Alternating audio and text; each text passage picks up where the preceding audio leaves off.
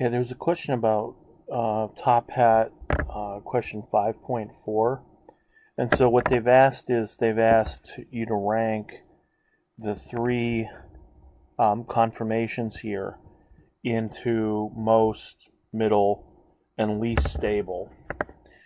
So the first thing that I'm going to do is for number 3 here, the way they draw their eclipsed conformation in Top Hat is not quite the way I draw it.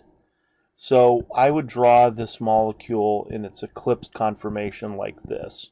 I like to show the overlap, or the fact that the groups are overlapping each other. So this would be the eclipse conformation that I would write for number 3. So in terms of ranking, staggereds are always more stable than any eclipsed, because even if you have two groups that are gauche here, these are gauche. Even if you have two groups that are gauche, they're still far enough away from each other that it's not as destabilizing as having groups basically right on top of each other. So we always say that all of the staggereds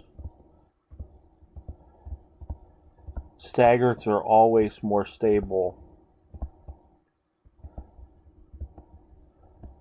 than eclipsed. And so in this case, number 3, because it's eclipsed, this one's automatically going to be the least stable. Okay, and then we move to number 1 and number 2. So when you look at number 1 and number 2, it's a question of the methyl groups. So in number 1, the two methyl groups are gauche, whereas in number 2, the two methyl groups are anti. And so having the two methyl groups close together means that those two clouds of electron density are going to be close together, and that's going to be more destabilizing than having the two methyl groups anti and far away from each other. So in terms of stability, number 2 will be number 1. Number 2 here, this is the most stable, and then number 1 is middle stability, and then the eclipsed conformation, number 3, would be the least stable of those 3 conformers.